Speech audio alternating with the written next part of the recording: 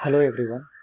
Today we are going to see the definition of a set and its meaning. First, let's see the definition. A well-defined collection of distinct objects is called a set. First, let me explain what is well-defined and what is distinct. Right? Let's see the meaning. Distinct means different in mathematics. Also, elements, objects, members, these three words have the same meaning. Okay, now let us see how a set looks like. A set is basically in the form of an open brace and including elements, and elements is separated by a comma and a closed brace. So this is the form of a set. Usually we start with an open brace and you write an element and put a comma, another element, a comma. Like this you can write an element in the set, and at the end you should use a brace to close. Usually elements of a set is denoted by small letters, small a, small b, small c. Also we can include numbers, and the name of the sets always using capital letters. So we should use capital letters for naming the set. So I use capital A, capital B, capital C, like that you can use. Now let's see some examples for well-defined and non-well-defined. Here the first example. Let's see the first example. Name of the students in a class who has Nokia phone. So the question is, how many students having Nokia phone? So we can find it easily. So in this example, there are three students having Nokia phone. In the names, Asha, Vanilla and Gayatri. So these are the students having Nokia phone. So the question is clear. So we can find the answer easily. So that's why I say this set is well defined. Now let's see another example. Name of the students who are intelligent. This is the next question. In this question, we cannot find the students who are intelligent. This is so difficult to find under this category. It can be anything, like, right? Suppose if I say they are height enough, we can't say they are intelligent. Suppose they are answering all the GK questions, we can't say they are intelligent. So the question is not easy to answer. So we cannot find the students who are intelligent. So that's why we say this set is not well defined. This question can't be answered properly. Okay, right, next. Now let me define what is distinct and non-distinct. Already I said distinct means different. Let's see first example. Set of all positive prime numbers below 10. Set of all positive prime numbers below 10.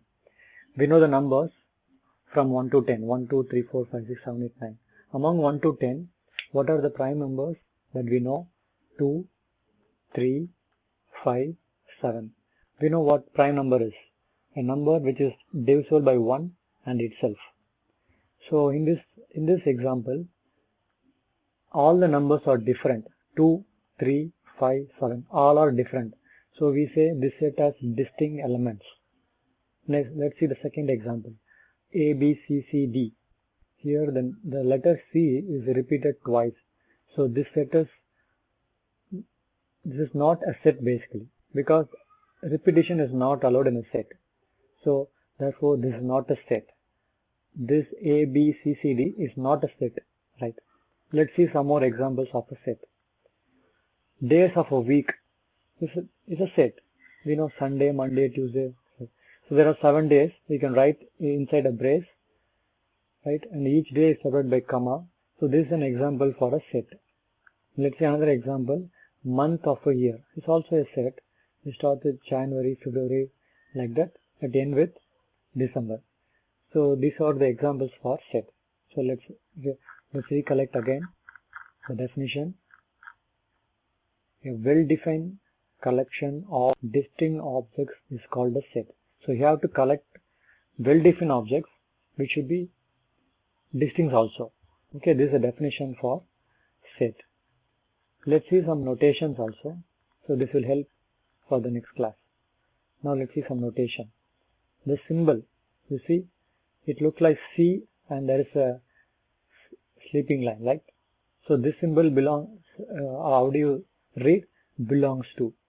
we can read as belongs to, or is in, or is the element of, or is the member of. So there are 4 wordings you can use for this symbol. So this symbol can be read as like this: belongs to, is in, is the element of, is the member of. So during problems you can use these are the words. Now another symbol, so like this, and there is a slanting line. So this symbol represents not belongs to, or is not in, or is not the element of. So these are the words for this symbol. Let's see some example.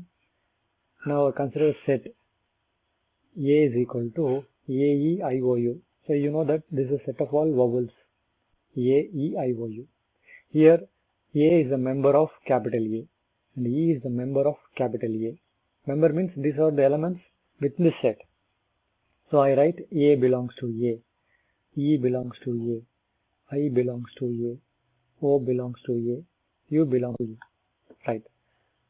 Also B is not, we can see B is not here inside this capital A. So I write B is not in A, D is not in A. Okay. So these are the notations. Okay. Okay then. Thank you.